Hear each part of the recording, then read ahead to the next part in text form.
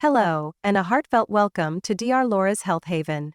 I'm Dr. Laura, your companion on this incredible journey to thriving as we age, and today I'm so excited to share something with you that could truly transform how you experience your golden years. The science, myths, and powerful truths about self-pleasure, aging, and vitality. You think you're doing something wrong, but what if I told you that your daily routine, the one you might feel ashamed of, could actually be supporting your prostate health, your hormones, even your longevity? There's a quiet epidemic going on, not prostate cancer, not even erectile dysfunction. I'm talking about misinformation. Men, especially aging men, are walking around thinking their desire is a disease, that wanting pleasure is a weakness, or worse, that it's killing them. But let's flip that narrative. John is 72. A retired engineer, father of 4 and proud grandfather of 9. He came to my office last year with tears in his eyes. "I don't know what's happening to me, doc," he said. "My libido's gone, I feel heavy down there. I'm tired all the time, and honestly, I'm scared." John's prostate had enlarged to nearly double its healthy size. Now let me be clear, this is common, not shameful. By age 60, over 50% of men experience some degree of BPH. That's benign prostatic hyperplasia. It's not cancer, but it can make urination difficult, kill your energy, and quietly rob you of your sexual confidence. The prostate is a walnut-sized gland located just below your bladder. Its job, to produce seminal fluid, that's what protects and nourishes sperm. But here's the catch. It doesn't just sit quietly, it reacts to your hormones, to your habits, and yes, to how often you ejaculate. So John asked the question most men are too afraid to say out loud: should I be masturbating more or less? And that's where it gets interesting. Let's talk about the science. Real data, not locker room myths or internet fear-mongering. A Harvard study published in European Urology followed over 30,000 men across almost 2 decades. Here's what they found.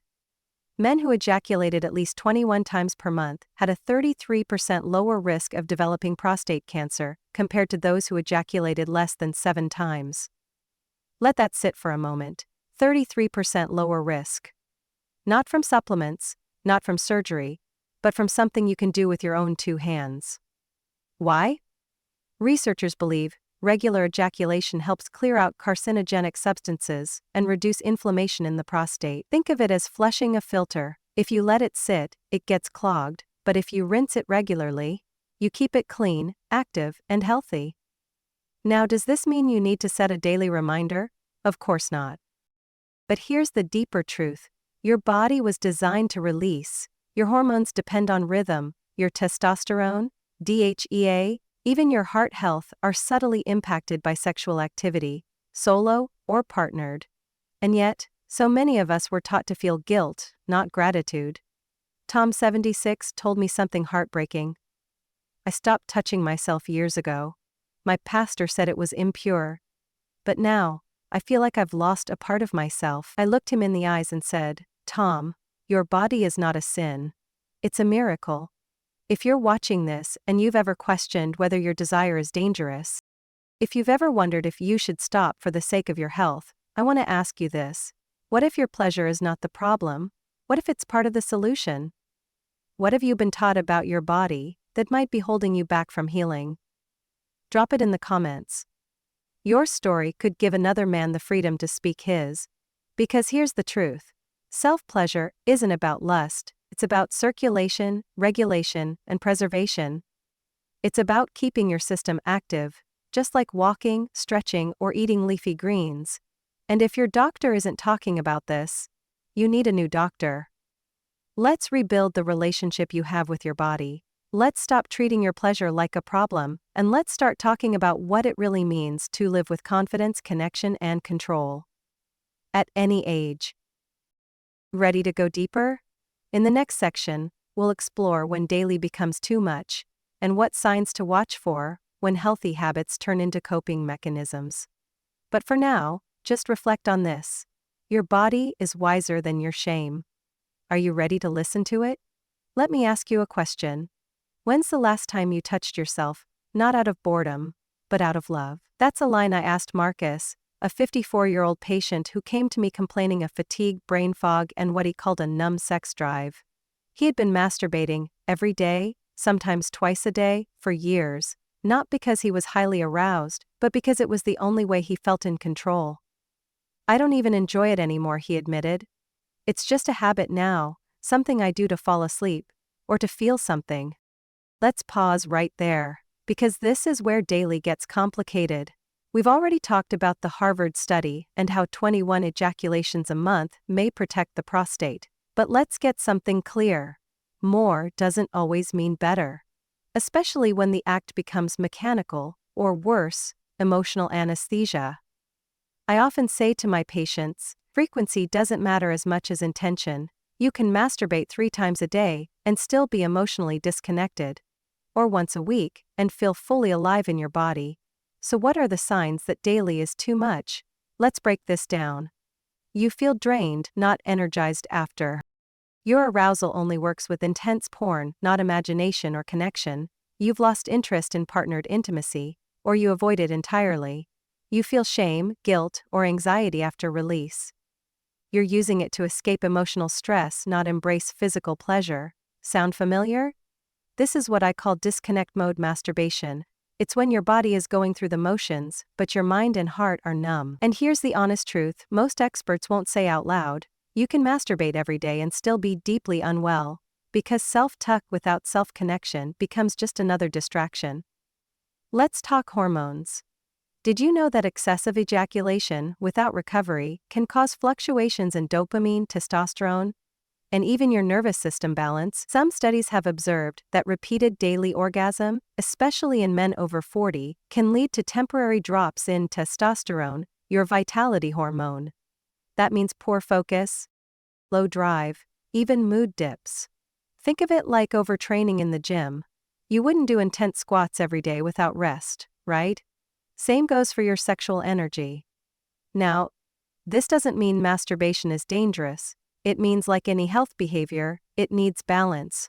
Healthy sexuality's not about control, it's about connection.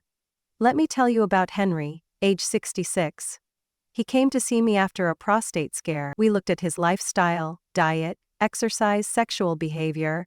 He was masturbating 2-3 times a day, almost always with porn, almost always in secret. He said it helped him sleep, but he was sleeping worse. He felt empty, disconnected. We did something radical. We didn't stop the habit. We reframed it. Instead of quitting, he committed to masturbating mindfully once every 2 days. No porn, just breath, presence, and gentle touch. He called it his pleasure meditation. Within 3 weeks, his sleep improved. His testosterone levels stabilized. He began reconnecting with his wife for the first time in years. This is what happens when we shift from habitual to intentional. So now I ask you, are you using self-pleasure, or are you experiencing it? Is your body asking for release, or for connection? When you finish, do you feel peace, or do you feel empty? Write it in the comments. Be brave. Your answer might give someone else the courage to heal. Because masturbation isn't the issue, disconnection is. And healing doesn't come from denial. It comes from awareness. In the next section, we'll dive even deeper into the emotional motivations behind sexual habits, especially the hidden shame that keeps so many men and women stuck. But until then, I want you to reflect on this. What would it feel like to actually make love to yourself, with presence, reverence, and gratitude? Not just for pleasure, but for healing. Let's get honest about something that most people never say out loud. We don't always touch ourselves because we're turned on. Sometimes, we do it because we're lonely, or anxious, or just trying to feel a little less numb. I once asked a patient, "What triggers you to reach for release?" He paused and said, "Honestly, when I feel rejected. When I feel like I've failed, masturbation is the one place where I still feel in control." That man was Victor, 48, a successful executive, happily married, 2 kids in college. And yet, every night, without fail, he would close the bathroom door, lock it, and escape, not into pleasure, but into avoidance. This is the hidden story behind habitual self-pleasure. It's not always about lust. It's about what you're trying to soothe. And, I say this with deep love, because I see it in men and women, across all ages, all cultures. We have emotional wounds, and when we don't know how to feel them, we find a shortcut. Touch, release, forget. But here's the truth, every orgasm carries energy. It's not just physical, it's emotional, hormonal, even spiritual. When you use orgasm to numb, it loses its power to nourish. Let's talk dopamine. Masturbation, especially with porn, spikes your dopamine rapidly, but just like with sugar or alcohol, what spikes fast, crashes hard. You feel the high, then the drop. Then the craving returns, not for pleasure, but for relief from discomfort, and the cycle begins again. Here's the catch. Your brain starts associating masturbation with emotional survival, not with joy, not with vitality, just escape. And over time, that habit shapes your nervous system, your hormone profile, even your self-esteem. You're not broken, you're coping. But what if there was a better way? Let me introduce you to Sam. He's 37. After his divorce, he told me, masturbation is the only time I feel anything anymore. But right after, I hate myself. We sat down, not to fix him, but to understand him. We looked deeper. Every time he felt rejected, he would seek quick release. Not because he needed it physically, but because he didn't know how to sit with that feeling of being unloved. So we made a radical shift. Every time he wanted to masturbate, I asked him to pause first, one deep breath. Then ask, what do I truly need right now? Sometimes the answer was still pleasure, but sometimes it was rest, connection, a phone call to a friend, a walk, water. 3 months later he told me, I still touch myself, but now it feels like self-care, not self-escape. That's the transformation we're after. Let's bring it back to you. Ask yourself, what are you actually craving when you reach for release? Is it touch, or is it comfort? Is it intimacy, or is it control? Are you honoring your body, or trying to silence your emotions? Drop a comment below with this sentence. I'm ready to explore the why behind my habits. You're not alone, you're not wrong, you're not broken, you're human, and that deserves compassion, not shame. The truth is, habitual masturbation isn't a moral issue, it's an emotional signal, a message, a mirror. Your body is speaking, but are you listening? The goal isn't to stop the behavior, the goal is to reconnect with your real needs, to understand where the urge is truly coming from, to give yourself permission to feel and not fear your emotions. Because when self-pleasure becomes a response to emotional truth, not avoidance, it becomes healing, empowering, sacred. In the next section, we're going to explore just how powerful the physical benefits of masturbation can be when done with intention and balance. We'll go beyond the prostate and into your heart, hormones, and vitality. Until then, ask yourself, what's my body trying to tell me that I've been afraid to hear? You've been taught to see masturbation as something private, secretive, shameful, maybe even sinful. But what if I told you that when done with intention, self-pleasure becomes one of the most powerful tools you have to improve not just your sexual health, but your total body wellness? This isn't spiritual fluff, it's science. Let's break it down. When you masturbate, especially to orgasm, your body isn't just releasing sexual tension, it's activating a cascade of healing responses throughout multiple systems in the body. Your endocrine system floods with hormones like dopamine, oxytocin, and serotonin, all of which reduce stress, improve mood, and support brain health. That post-orgasm glow? That's not your imagination, it's a natural antidepressant made by your own body. Even your immune system responds. One study published in Neuroimmunomodulation found that sexual arousal and orgasm lead to increased levels of immune cells like leukocytes. In simple terms, pleasure may boost your ability to fight off disease. Let that sink in. Your pleasure is protective. Let's talk cardiovascular health. You know that feeling when your heart starts racing during arousal? That's not just lust, it's cardio. Regular sexual activity, even solo, has been shown to improve circulation, reduce blood pressure, and even lower your risk of stroke and heart disease. One study out of the University of Bristol found that men who orgasmed more frequently had better heart health and longevity, especially into their 60s and 70s. Still think it's just about release? Let me tell you about Raymond, 68. He hadn't been sexually active for almost 12 years. He believed, like many men his age, that desire just faded away after 60, that his time had passed. But after we worked together, he began incorporating mindful masturbation into his weekly routine, not for stimulation, but for circulation and connection. Within months, he told me, I feel alive again, I sleep better, I feel less stiff in my joints. I feel like I'm finally living with my body instead of just inside it. This is what intentional self-pleasure can do. Let's not forget the pelvic floor. For both men and women, orgasm engages the pelvic muscles, it strengthens the core of your sexual function, supports bladder control, and improves overall genital health. It's like yoga for your insides. In men, consistent ejaculation can help prevent seminal fluid stagnation, which, when left unchecked, may contribute to prostate discomfort or inflammation. In women, orgasm increases vaginal elasticity, lubrication, and even supports hormonal balance, especially in perimenopause and postmenopause. Lisa, 61, came to me feeling completely disconnected from her body. I thought my sexual self had just expired, she said. She hadn't had an orgasm in 8 years.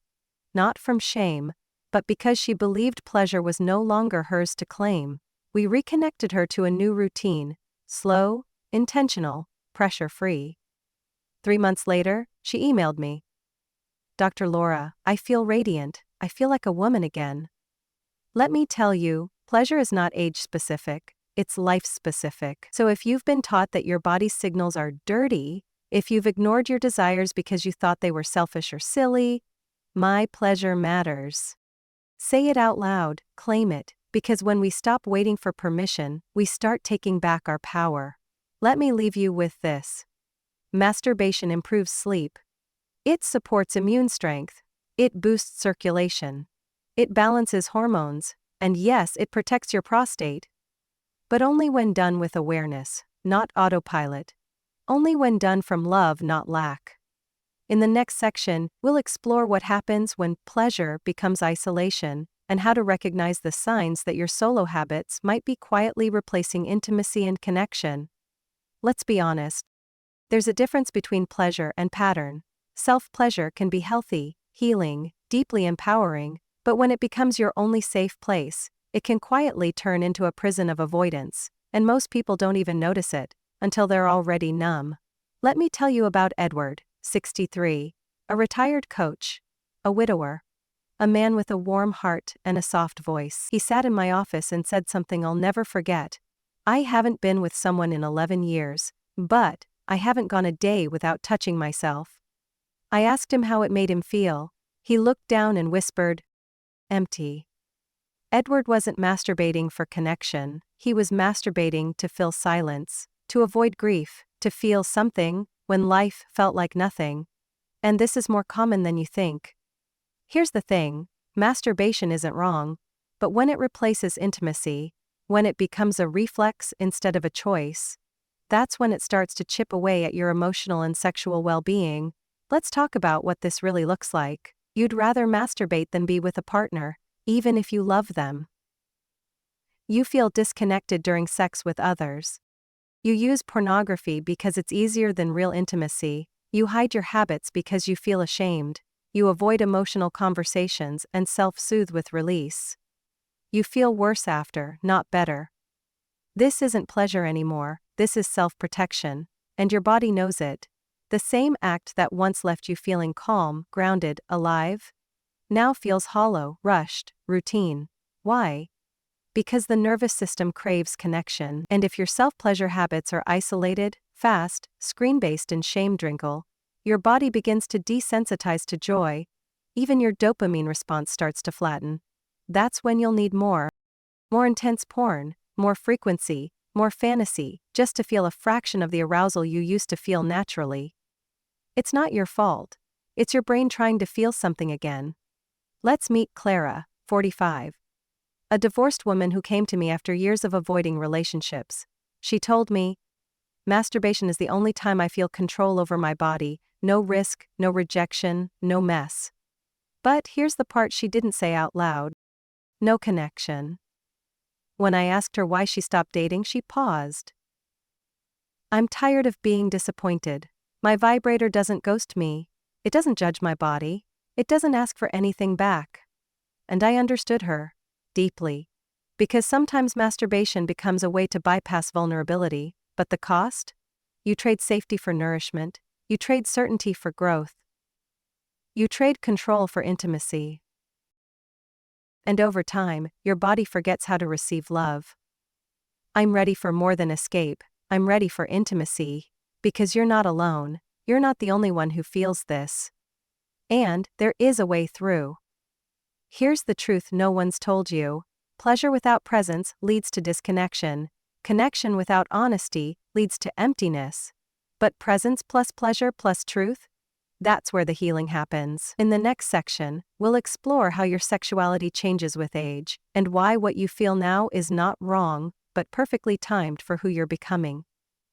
Until then, ask yourself, am I using self-pleasure to feel? Or to forget? So many people believe that as we age our desire disappears. But that's not true. It doesn't vanish, it transforms. Your desire doesn't die with age. It simply asks to be met in a new way. Let's talk hormones. In your 20s and 30s, your body runs on testosterone, estrogen, dopamine, oxytocin, a beautifully chaotic mix that drives passion, risk-taking and spontaneous sexual energy. But after 40, things begin to shift, slowly, naturally, and for many, silently. For men, testosterone levels begin to drop by about 1% per year after age 30.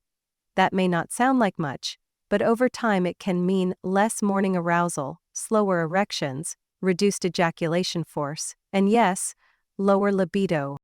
For women, perimenopause and menopause bring waves of estrogen and progesterone fluctuations, vaginal dryness, lower clitoral sensitivity, mood swings, fatigue, and yet, none of this means you are broken. Let me tell you about George, 59, a former athlete married for 28 years. He sat across from me and said, I still love my wife, I still find her attractive, but I don't feel the same spark. I'm worried something's wrong with me. I looked at him and nothing's wrong. You're just trying to use a 30-year-old map to navigate a 60-year-old landscape. You see, aging isn't the loss of desire, it's the invitation to rediscover new pathways to pleasure. Where speed used to excite you, now it's depth. Where urgency once ruled, now it's slowness, sensuality, trust. Let's be honest. Our culture glorifies the sexuality of youth. But the richest, most meaningful, most soul-anchored pleasure often comes after 50. Deborah, 67, told me, after menopause I thought it was all over, but when I stopped chasing performance and started embracing presence, sex became better than it ever was. That's the gift aging gives us, clarity, honesty, and the courage to make our bodies a sanctuary, not a battlefield. Now let's address something important. Yes, hormonal shifts are real. Yes, they affect desire. But there's more to the story. Are you sleeping enough? Are you moving your body? Are you managing stress and supporting your mind? Are you emotionally fulfilled? Or chronically disconnected? Because desire doesn't only live in your genitals. It lives in your nervous system, your heart, your gut, your environment, your relationships, and your self-worth. Here's what I tell my aging patients. You don't need to perform. You don't need to prove. You don't need to match who you were. You simply need to listen to who you are becoming. So, if your body is asking for touch less often, that's okay. If it's asking for different touch, slower, more mindful, more sensual, that's beautiful. This is your new rhythm. Your sexuality is not linear, it's not mechanical, it's a lifelong dance, one that keeps evolving as you do. Now, I want you to reflect. Are you mourning the sexuality of your past, or celebrating the awakening of your present?